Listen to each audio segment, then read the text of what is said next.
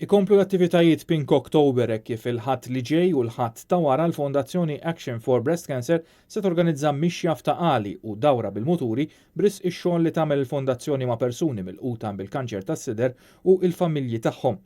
Il-mixja tal-ħadd li ġej se titlaq minn fejn l-Outdoor Gym f'Taqali għal ħabta ta' 9:30 ta' filgħodu u ddur madwar Taqali. Wara jkun hemm sessjoni ta' taħriġ ma' fitness instructor. Wara l-attività se jitqasmu ilma u frott lil parteċipanti. Għal din l-attività qed tintalab donazzjoni ta' 10 euro.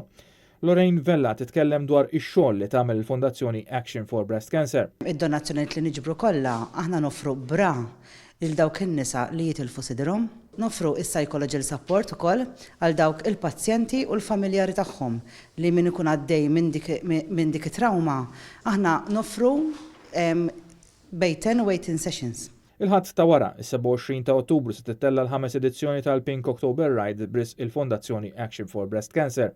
Flair Cilja Bukett qalet li d-dawra bil-muturi se titlaq mill-parkeġġ ta' Luxol fl-10 ta' filgħodu u tirritorna fl-istess post fejn se jkun hemm attivitajiet għall-familji kollha. Din id-dawra tkun mistennija ħafna mis-sewwieqa tal-muturi li jfakru Pink October u jagħtu daqqatit.